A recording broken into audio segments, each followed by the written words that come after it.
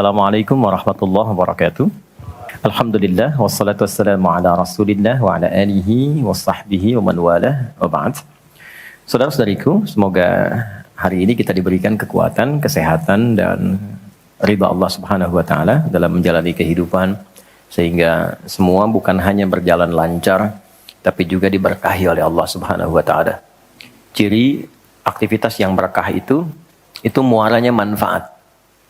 Lisan bertutur beraktivitas. Bagaimana lisan yang disukai oleh Allah? Maka kata-katanya melahirkan manfaat. Kata-katanya keluar baik. Kaki melangkah bila berkah, itu melangkah ke tempat yang baik. Demikian karya-karya pun. Demikian pekerjaan yang Anda lakukan. Kalau bisa, konsepnya kan sangat ideal. Quran surah kedua ayat 201. Wa minhum may yaqulu rabbana atina fid dunya hasanah wa fil akhirati hasanah. Jadi mengejar akhirat itu konsepnya bukan meninggalkan dunia. Justru mengkreasikan dunia sehingga dia punya value akhirat. Kalau berniaga, silahkan sukses-suksesnya, sekaya-kayanya. Dan konversikan kekayaan itu untuk mencari bekal yang Allah sukai. Wujudnya bisa macam-macam. Dengan kedudukan setinggi-tingginya. Sehingga bisa membuat kebijakan-kebijakan yang Allah senangi. Dengan ilmu seluas-luasnya. Sehingga banyak manfaat yang kita niatkan sebagai ibadah karena Allah. Dan tenaga sebaik-baiknya. Mungkin ada yang di suara, mungkin ada yang di tangan, di kaki. Bilal kan cari surganya dengan suaranya. Dengan azan, bukan dengan harta. Bilal ditawari jadi hakim agung sepeninggal Nabi. Setaraf ketua MA gitu ya. Itu ditolak oleh beliau dengan halus. Karena beliau passionnya memang menggunakan suara. Bukan menggunakan yang lainnya. Seperti yang pernah kita sepakati bersama di bulan yang lalu bahwa kajian kita akan terfokus pada pembahasan seputar sholat. Saya sudah buatkan kurikulumnya untuk sepanjang kajian ke depan sehingga tahu apa yang mau dibahas, materinya sampai dengan waktunya. Mungkin nanti saya akan koordinasi dengan Mas Dimas atau dari musyawarah kirimkan email. Saya nanti kirimkan baik dari materi pokoknya, schedule-nya apa yang mau dibahas di pekan keberapa sampai dengan mungkin dasar PowerPoint-nya. Ada saya buatkan beberapa jadi PowerPoint. Baik, teman-teman sekalian, kenapa bahasan sholat menjadi penting? Ya, ini dulu. Dan menjadi bagian yang paling mendapatkan perhatian tinggi dalam Islam, baik di Al-Quran ataupun di hadis-hadis Nabi Sallallahu Alaihi Wasallam. Semua Nabi itu menerima wahyunya di bumi. Rata-rata semua di bumi. Musa yang viral di Bukit Tur Sina, kan? Kemudian Isa alaihissalam di dekat pohon tin zaitun wilayah Palestina. Demikian Nabi Daud dan seterusnya. Tapi untuk mendapatkan satu ibadah berupa salat khusus bagi Nabi Muhammad Sallallahu Alaihi Wasallam, tempatnya spesial. Inda sidratil muntaha, indaha jannatul ma'wa. Nerimanya langsung di dekat surga, di sidratil muntaha. Itu kan oleh-oleh yang Isra Mi'raj itu kan, mendapatkan sholat. Kalau Anda mau lacak referensinya, bisa ditemukan di hadis Muslim tentang peristiwa ini, yang akhirnya mendapatkan sholat. Subtopik yang nomor 1, kitab pertama, Kitabul Iman. Nomor 1. Subtopiknya nomor 74, Babul Isra bi Rasulillah sallallahu alaihi wasallam ila samawati wa fadlis salat. Pembahasan tentang Isra'nya Nabi sallallahu alaihi wasallam sampai di langit dan mendapatkan keutamaan salat. Hadisnya nomor 162. Riwayatnya Imam Muslim. Imam Muslim menerima dari Syaiban bin Zarukh. Syaiban bin Zarukh menerima dari Hamad bin Salamah. Hamad bin Salamah menerima dari Thabit al-Bunani. Thabit al-Bunani menerima dari Anas bin Malik radhiyallahu taala anhu. Beliau menerima dari Nabi sallallahu alaihi wasallam. Lengkap, rinci, peristiwa, singkatnya mendapatkan salat. Dan salat menjadi pokok penentu amalan lain. Jadi kalau benar salatnya, benar hajinya. Benar salatnya, benar zakatnya. Benar salatnya, benar interaksi dengan Qur'annya. Dan benar salatnya, itu pasti baik hisabnya. Maka turun hadis spesifik yang banyak dihafal oleh para ahli hadis, jadi pegangan hidup sampai akhirat. Inna awwala ma yuhasabu bihi al-'abdu yawmal qiyamati as-salah. Amal pertama yang akan dihisab di hari kiamat adalah salatnya. Idza salahat salaha sa'iru amali. Kalau baik semua amalnya, indikasinya dari salat. Wa idza fasadat fasada sa'iru amali. Kalau salatnya enggak bagus, pasti ada pengaruh ke amalan lain. Dan itu sangat menentukan. Baik. Kenapa salat? Ada apa di balik salat? Dan bagaimana cara salat yang benar yang melahirkan perubahan pada kehidupan? Itu yang coba kita turunkan sampai di bulan Ramadan pun ibadah pokoknya salat. Ya kan? Ibadah pokoknya salat loh.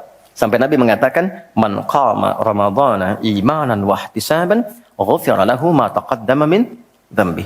Spesial untuk Ramadan, orang yang salatnya benar khusus di Ramadan, di malam harinya yang kita kenal dengan tarawih, kalau benar salatnya dan ada getaran pada jiwanya, lalu dia berdoa spesifik, maka yang pertama Allah berikan mengampuni semua dosa yang pernah ia kerjakan selama hidupnya. Nah itu nggak main-main. Artinya merubah dia menjadi lebih baik. Itu salat. Karena itu kenapa ada tambahan di Ramadan spesifik untuk meningkatkan salat tarawih. Berarti ada sesuatu yang sangat penting. Yuk kita mulai. Pertama kita akan bahas dari segi nama. Dan kedua, kita akan bahas dari segi fungsi atau hikmah atau manfaat. Baru kemudian yang ketiga, kita masuk kepada persoalan teknis penunaiannya. Baik bacaan, cara, makna. Kita belajar dari mulai menunaikan, bacaannya apa, maksud dari itu apa. Ya. Baik, kita mulai cepat. Salat. Apa itu salat? Doa. Apalagi? Kenapa doa disebut salat? Kenapa nggak disebut doa aja? Apa itu salat? Doa. Apa itu doa? Salat. Oke, yuk kita urutkan dari segi katanya dulu. As-salah, kurang lebih begini. Nanti ada versinya, ada yang pakai waw, itu ujungnya nanti kembali ke alif. Ini ya. Teman-teman, salat itu seakar dengan kata silah. Silatun. Seakar verbnya, kata kerjanya dengan kata wassala. Wusul.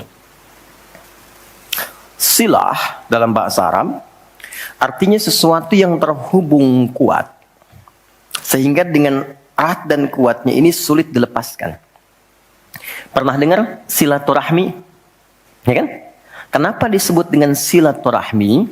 Karena ada hubungan perhatian kasih yang dalam sehingga dimanapun dia masih tersambung untuk memperhatikan. Jadi silaturahmi itu bukan begini, bukan Anda kumpul menyapa di teman yang hadir. Itu bukan silaturahim. Anda menyapa orangnya ada, wajar, orangnya masih ada. Tapi ketika Anda pulang, Anda mendoakan dan support pada kebaikan, itulah silah namanya. Nah, hubungan yang melatih kita supaya terus terhubung dengan Allah, sehingga tak terpisahkan pengawasan Allah kepada kita, perlindungan Allah kepada kita, pemberian Allah kepada kita di setiap waktu dan tempat dimanapun. Itu dinamakan dengan salat namanya.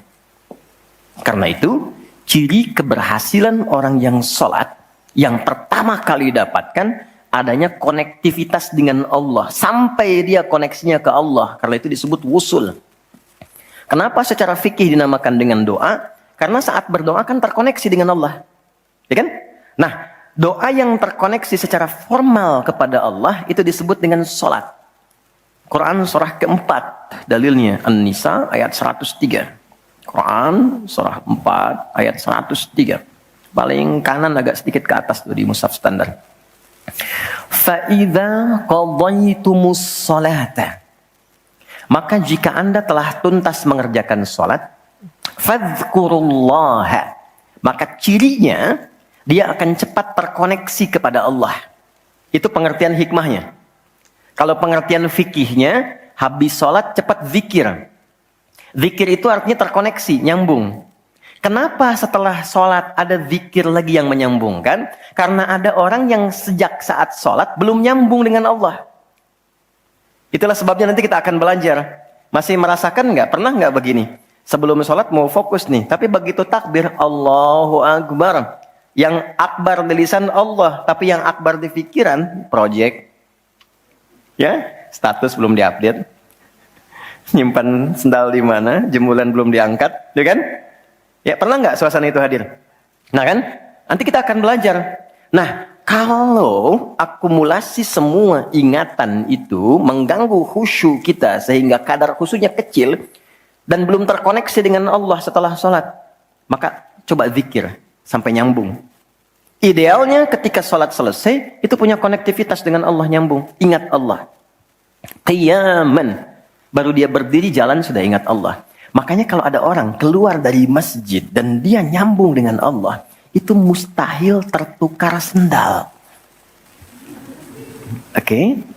Karena saat dia pakai, dia merasa diawasi Allah. Ya Allah, salah, bukan punya saya.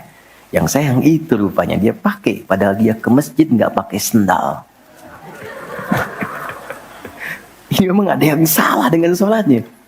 Oke, balik ke sini. Maka kalau dia berjalan jalannya baik, kalau dia duduk bekerjanya baik, nggak mungkin maksiat, nggak mungkin menyentuh yang salah, karena saat dia menyentuh, dia merasa dilihat Allah. Itu yang disebut dengan ihsan namanya. Di orang yang punya koneksi dengan Allahnya kuat, itu akan mudah menjalani kehidupan. Anda punya koneksi dengan teman-teman yang punya kedudukan tertentu, aksesnya mudah kan? Anda punya koneksi dengan Allah, apa yang sulit bagi Allah? Masalah dikecilin, bukan nggak dapat masalah. Masalahnya sama, bagi orang lain besar, bagi si fulan kok ringan. Karena sebelum mendapatinya, akses dia ke Allah tinggi, Allah ringankan untuk diterima di hatinya. Dilapangkan hatinya sebelum menerima persoalannya. Jadi ketika menerima persoalan, dia tinggal senyum aja. Selesai. Macet, yang lain gelisah. Alhamdulillah macet. Bisa hafalan dulu. Bisa baca dulu. Bisa mengerjakan yang lain dulu. Ini semua dibaca dengan nyaman karena konektivitas yang tinggi dengan Tuhan.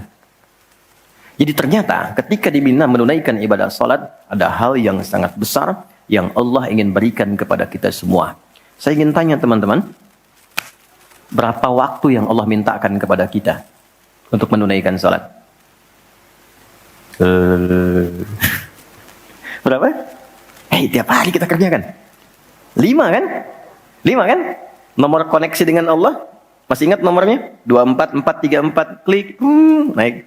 2 subuh, 4 duhur, 4 asar, 3 maghrib, 4 isya kan? Ayo bikin status. Ya kan? 5 waktu kan? 5 waktu kan? Kenapa 5 waktu?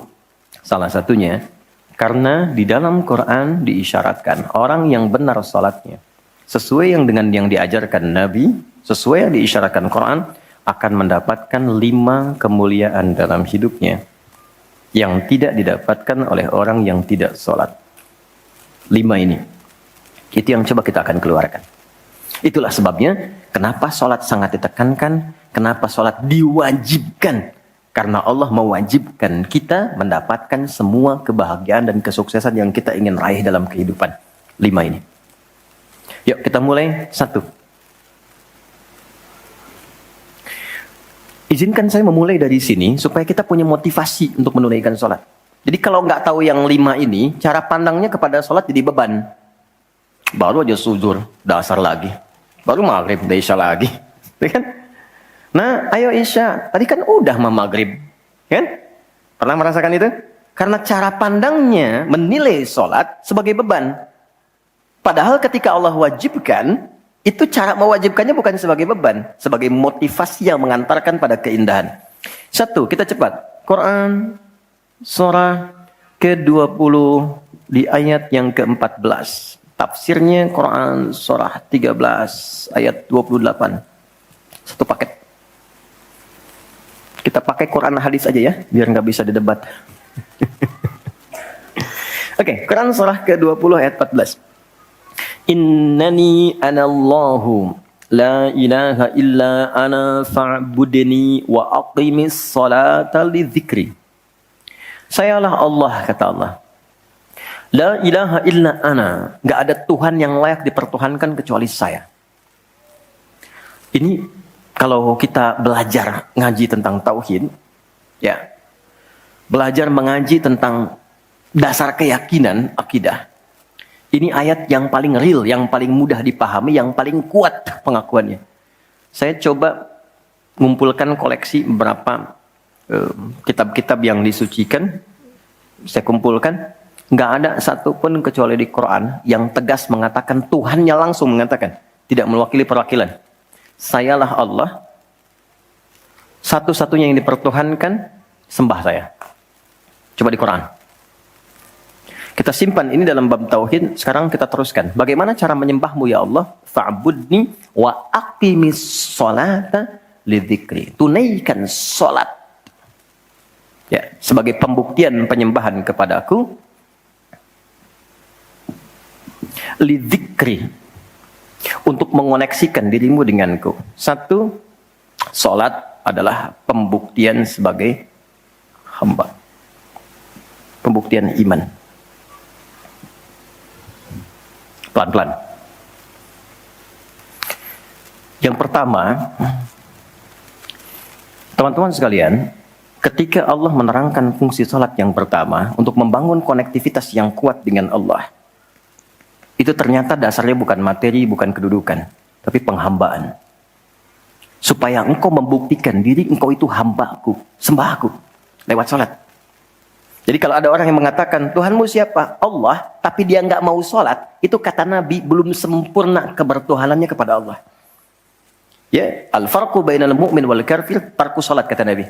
Perbedaan orang yang mengaku beriman dengan yang belum beriman, dilihat dari sholatnya. Jadi kalau dia sudah menunaikan sholat, itu pembuktian keimanannya kepada Allah, kebertuhanannya. Jadi kalau ada orang mengaku muslim, dia belum menunaikan sholat, maka dipertanyakan keimanannya. Karena itulah kemudian kata sholat disebut juga di Al-Quran dengan kata iman. Buka Quran surah kedua, ayat 143. Lihat di pertengahan. Wa ma kana Allahu liyudhi'a imanakum. Jika ada hamba siapapun menunaikan sholat, aku nggak akan sia-siakan sholat yang dilakukan dengan imannya itu. Maksudnya apa? Akan dibalas, diberikan perhatian sesuai dengan kadar sholatnya. Disebut dengan iman. Dan yang paling dahsyat, ketika seseorang sholat menghamba, kan gerakannya ruku, sujud, menghamba kan?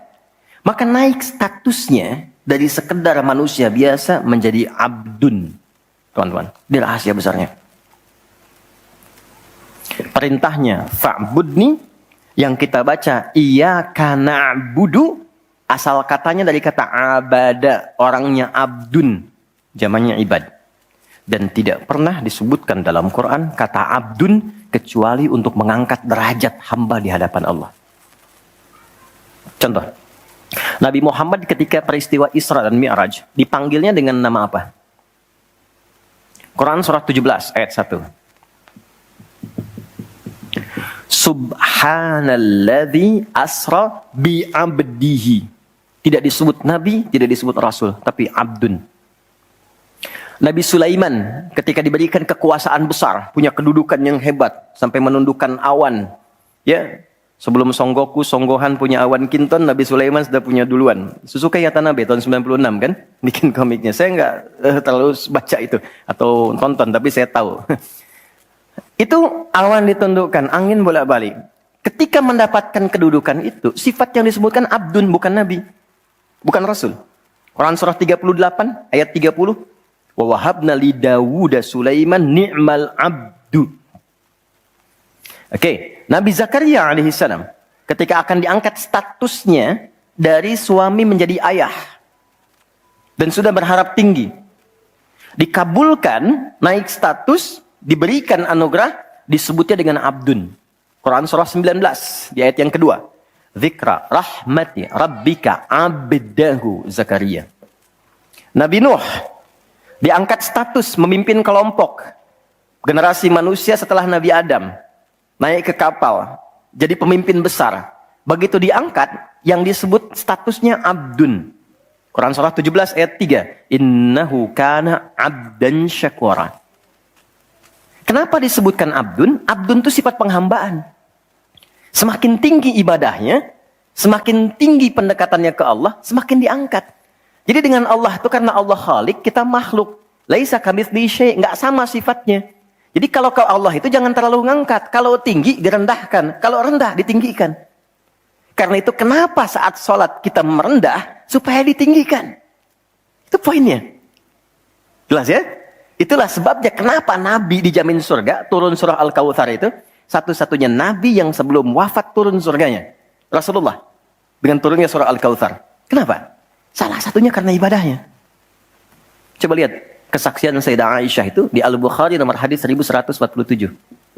Kedatangan tabi'in namanya Abu Salamah bin Abdurrahman tanya bagaimana sholat malamnya Nabi. Kata Sayyidah Aisyah, jangan ditanya panjang dan khusyuknya. Panjang dan bagusnya. Beliau memang sholatnya 4 rakaat di awal, tapi jangan tanya panjang dan bagusnya. Beberapa sahabat dulu pernah pengen tahu, penasaran. Diikuti sholat di belakang Nabi. Ternyata rakaat pertamanya dikira Al-Baqarah 100 ayat akan ruku.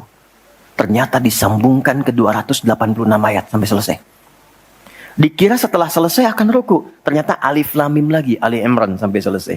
200 ayat. Dikira ternyata setelah la'alakum tuflihun 200 ayat Ali Imran akan ruku. Nyambung An-Nisa 176 ayat. Baru kemudian ruku setelah 5 juz 4 halaman. Ruku. Besoknya orang-orang ini nggak ikutan lagi. Udah. Lain memang levelnya. Salam. Tersentuh kaki Nabi itu dengan tangan Sayyidah Aisyah. Ini menunjukkan sederhana kehidupannya. Bayangkan kan, suami sholat, istri tidur, nyentuh bagian kaki. Kira-kira tidurnya, alasnya di mana tuh? Nabi besar loh, ahli surga, hebat, pemimpin besar. Kehidupan demikian. Tapi kalau sedang beramal, kaya. Sodakoh, kaya. Sholat, kaya. Kakinya bengkak. Kata Sayyidah Aisyah, kenapa begini ya Rasulullah? Alam takun madmunah, alam takun ma'sumah. Engkau kan dijamin surga, surahnya sudah turun. Engkau dijaga dari kesalahan maksum. Jawabannya ringan sekali. Afala akunu abdan syakura, abdun. Apa enggak boleh aku menjadi hamba yang bersyukur? Ternyata syukur itu kalau dulu para nabi itu pakai ibadah. Jadi kalau dapat nikmat nih teman-teman, ini rahasia hari ini ya. Di antara kita saja ya. Sekarang saya nggak bagi di yang lain nih, cuma di sini nih. Ya. Para nabi itu, kalau mereka dapat nikmat apapun, itu yang dilakukan syukur. Dan syukurnya lewat ibadah. Contoh, biasa kan suka hadir ulang tahun ya. Masuk ulang tahun kesekian. Nabi tiba-tiba hari Senin puasa. Ditanya oleh sahabat, ya Rasulullah kenapa puasa? Kata Nabi, ini hari lahirku. Jadi mensyukuri nikmat kelahiran dari waktu yang telah berjalan, itu pakai ibadah. Begitu dapat anugerah surga, turun Al-Kautsar, malah diminta ibadah oleh Allah. Inna a'tainakal. Setelah itu apa? Fasolli li rabbika. Tingkatkan sholat, tambahkan amal lewat harta.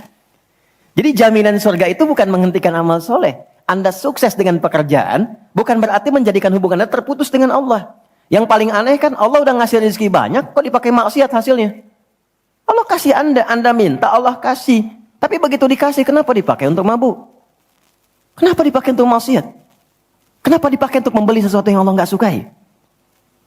Kan ada perjuangan mendapatkan itu. Makanya dibalik caranya.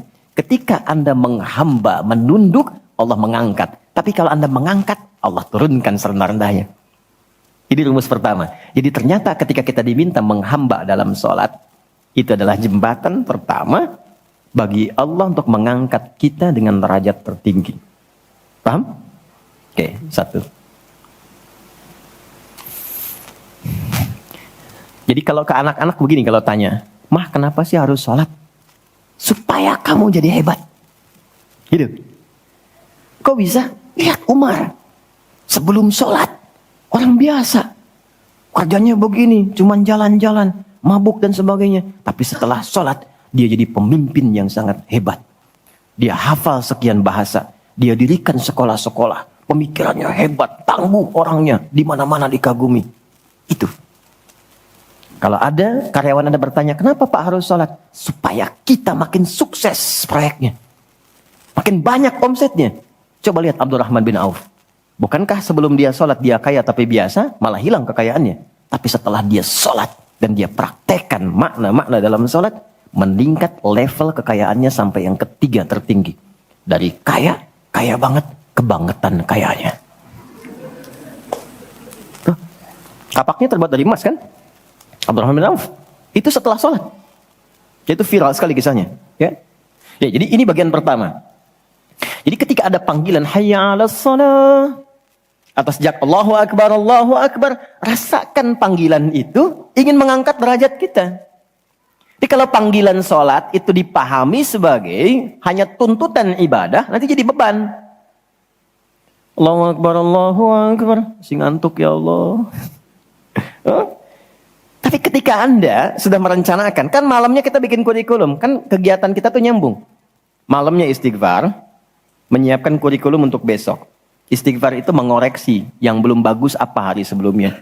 Katanya pengen ke surga, surganya Firdaus, tapi sholatnya masih bolong-bolong. Baca Quran belum maksimal, sedekah belum ada. Kita koreksi besok terencanakan. Saya pengen sholat di tempat ini. Besoknya saya akan misalnya mengerjakan ini, capaiannya ini. Bikin kurikulum A sampai Z. Begitu kita bangun tidur, dipanggil. Allahu Akbar. Yang kita siapkan itu tadi, rencana. Dibawa menghadap Allah, minta kemudahan. Minta perlindungan, minta pengangkatan. Makanya kenapa sholatnya disebut subuh dari kata asbah. Sesuatu yang sudah siap dengan rencana. Wasubhi idza tanaffas. Quran surah 81 ayat 18. Di orang Islam itu bangun dari tidur, dia sudah punya rencana yang mau dia siapkan ke depan apa. Jadi nggak ada ceritanya ke depan bingung. Jam 7 mau kerjakan apa, 9 ada di mana. Rencana itu dibawa menghadap Allah. Dalam sholatlah kita mintakan kemudahan. Itulah pengantar, pengangkat derajat. Jadi ketika azan berbunyi kalimatnya Allahu Akbar. Ini peluang saya. Jelas? Halo, jelas? Alhamdulillah. 2, masih di sini. 2. Wa aqimis salata lidzikri, tunaikan salat untuk mengingatku. Apa manfaat zikir? Apa manfaat zikir? Kembali ke Quran surah 13 ayat 28. Ala bidzikrillahi tatmainnul qulub. Yakin, ala itu harful ikhbar wa taukid. Huruf yang berfungsi menginformasikan dan menegaskan. Kata Allah, yakinkan pada jiwamu. Semakin banyak engkau berzikir, dampaknya semakin tenang hatimu. Jadi kalau sedang gelisah, zikir, bukan update status. Ingat ya? Karena mengupdate status, mencurahkan pada media sosial, tidak menghilangkan kegelisahan. Dan tidak menyelesaikan masalah. Bintaro macet ya. Apa dengan dibuat macet selesai? Tidak.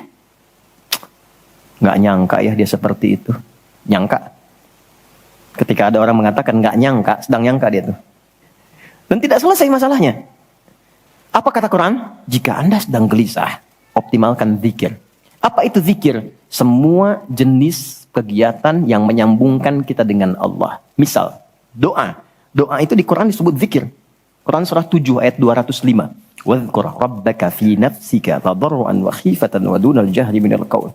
Kalau Anda sedang gelisah banyak persoalan, alih-alih mengeluh, angkat tanganmu minta kepadaku. Bukankah saat berdoa menjadi semakin tenang? Solusi belum datang, tapi hati lebih tenang kan? Dan jiwa yang tenang itu melahirkan pemikiran yang gemilang. Hasil yang cemerlang. Jadi begitu kita lebih tenang, lebih mudah menanti solusi. Anak belum pulang, doa. Besok ada ujian, doa. Ada proyek mau dilakukan, kita gelisah, doa. Itu fitrah. Quran itu disebut zikir. Quran surah ke-15 ayat 9. Inna nahnu nazzalna dzikra wa inna lahu lahafidhun.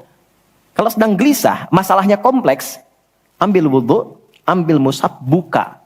Itu baru pegang mushaf, baru buka. Dampaknya ke hati itu kuat. Begitu Anda baca dengan suasana yang tenang, nyaman ke jiwa. Yang paling dahsyat kadang-kadang dibuka, mushafnya acak, keluar ayatnya sesuai dengan masalah kita. Tuh. Itu Quran. Ya. Apalagi kalimat thayyibah. Subhanallah, alhamdulillah, Allahu Akbar, Masya Allah, astagfirullah. Itu zikir.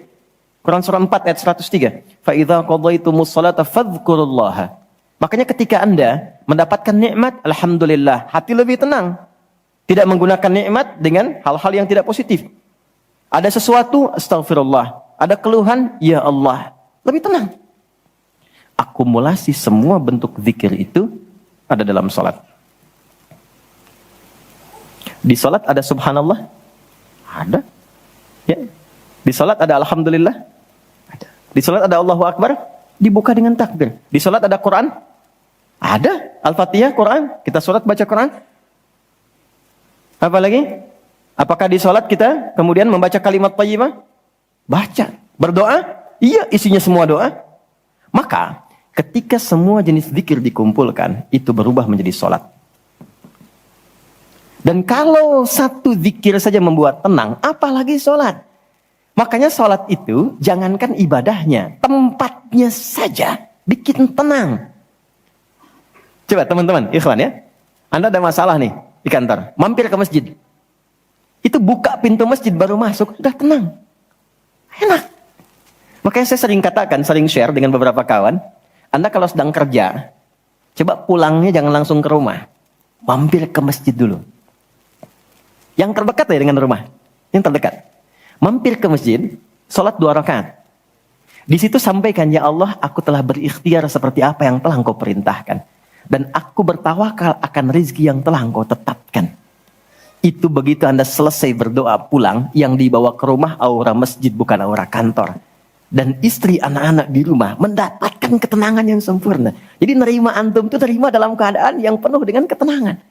Jadi ketika menyambut anak, ayah, papa, papi, buya, antumnya tuh udah enak nerimanya. Coba kalau nggak percaya, rasakan itu. Ke masjid itu beda. Dibanding rumah sendiri, rumah Allah lebih tenang kan? Itu baru tempatnya. Dan puncaknya Ka'bah. Yang menjadi kiblat. Itu ada di Quran, surah kedua, ayat 125. Wa idh ja'alnal baita mathabatan linnasi wa amna. Dan pelajari, pahami, renungi. Ketika aku tetapkan dengan keagunganku, Ka'bah pusat ibadah yang menenangkan. Sebanyak apapun Anda punya kesulitan, depan Ka'bah itu ngalir air mata, tenang aja. Gitu. Pancarannya masjid. Ya. Masya Allah ya. Nah, amalannya sholat. Jadi ambil suasana itu, bawa ke dalam diri kita untuk menghasilkan apa yang kita harapkan. Yang kedua, di intinya kalau sedang tidak tenang, gelisah, ada persoalan, atau bahkan ya, untuk menentukan satu urusan. Kalau Anda bingung, merasa ada saingan yang tidak sehat, merasa ada orang-orang yang mungkin mengganggu, lakukan sholat sebelum berangkat. Tahu Imam Al-Bukhari ya? Beliau menulis Sahih Al-Bukhari kan? Itu sebelum menulis setiap satu hadis, sholat 2 rakaat. Kalau tenang, baru dituliskan. Tidak tenang, beliau sholat kembali. Ditulis di Masjidil Haram, diselesaikan di Masjid Nabawi. Itulah sholat. Makanya semua nabi yang pernah bertugas di bumi, itu sholat. Dan kita yang paling sempurna caranya. Nabi Isa, Yesus, sholat. Quran surah 19, ayat 31. Sampai 33-nya. Wa ausani bis sholah. Allah mewasiatkan padaku untuk sholat. Nabi Zakaria, sholat. Quran surah ketiga, ayat 39. Fanadatul malaikatu wa huwa qa'imun yusalli fil mihrab. Salat. Nabi Ismail, kakek Nabi ke-29, bahkan meminta keluarganya disiplin salat. Quran surah 19, Maryam ayat 55. Wa kana ya'muru ahlahu bis shalah. Jadi kalau kita urutkan dari awal sampai ke Nabi Muhammad sallallahu alaihi wasallam, atau kita tarik mundur dari Nabi Muhammad ke Nabi Adam alaihissalam, tidak ada satupun nabi yang bertugas di bumi kecuali mereka salat. Muhammad SAW bin Abdullah bin Abdul Muttalib bin Hashim bin Abdul Manaf bin Qusay bin Murrah bin Kilab bin Ka'ab bin Ghalib bin Fihir bin Malik bin Nadar bin Kinana bin Khuzaimah bin Mudrika bin Ilyas bin Nizar bin Mudar bin Ma'ad bin Adnan bin Adi bin Adri bin Muqawwam bin Nahur bin Ya'rub bin Yasjub bin Ismail alaihissalam bin Nabit bin Ismail alaihissalam bin Ibrahim alaihissalam bin Adhar bin Nahur bin Abir bin Kinan bin Arfakhshad bin Sam bin Nuh alaihissalam bin Mihlail bin Matushala bin Kinan bin Anwas bin Tith bin Adam alaihissalam. Semua tersambung. Saya ulangi. Semua sholat. Oke? 3. Quran surah 29 ayat 45. Sholat bila dikerjakan dengan benar akan merubah pelakunya menjadi lebih baik. Secara singkatnya, sholat mendidik kita menjadi pribadi yang baik. Nah, sumber keburukan itu yang menjadi lawan dari baik itu ada dua. Jadi kalau ada orang yang tidak baik, anak yang kurang baik, ayah yang kurang baik, ibu yang kurang baik, itu artinya ada satu dari dua ini yang melekat pada dirinya. Satu, disebut dengan fahsya.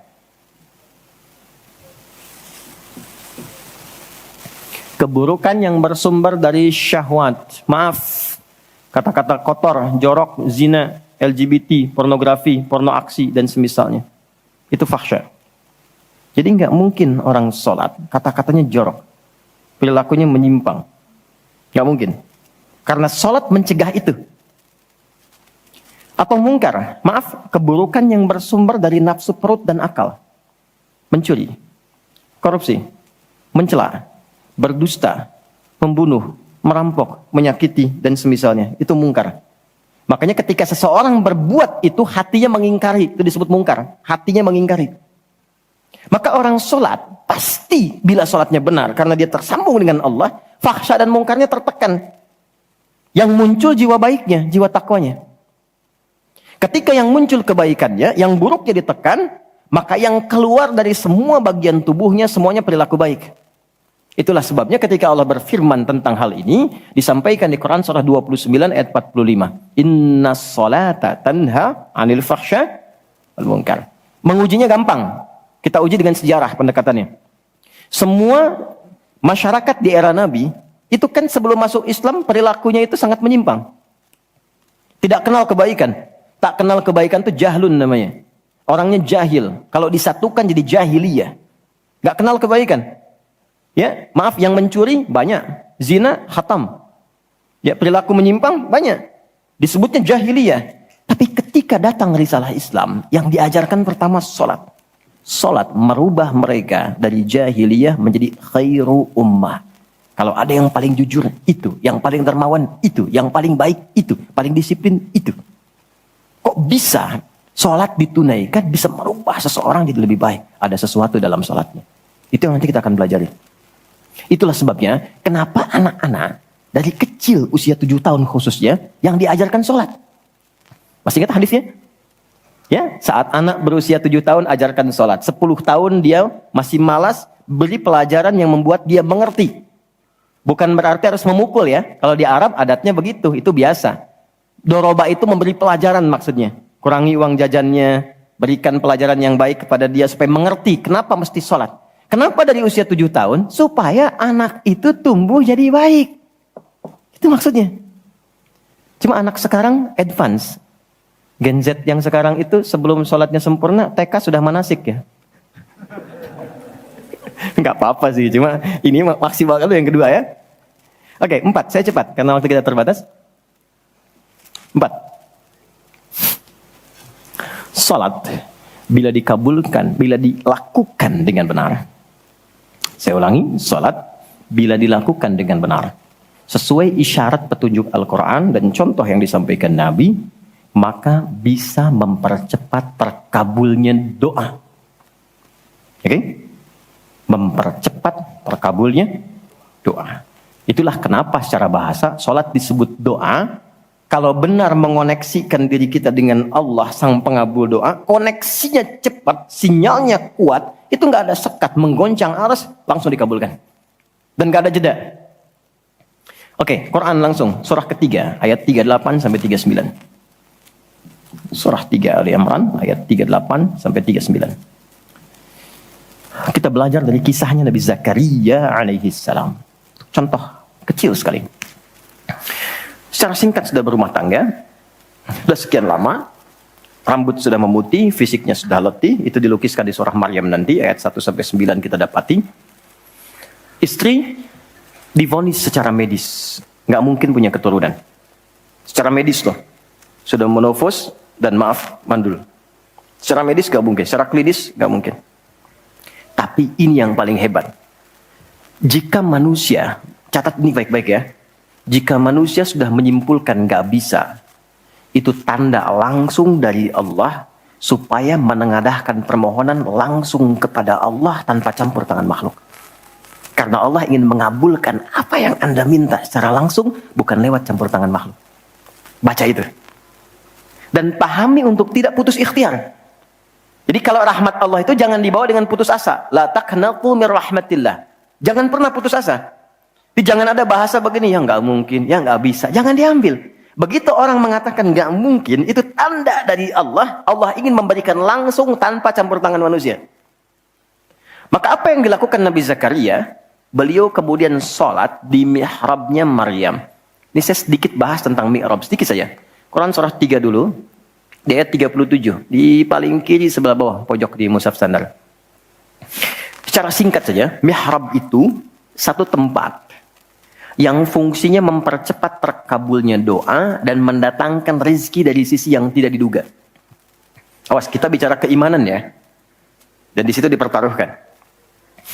Mihrab ini tidak harus lebar dan luas.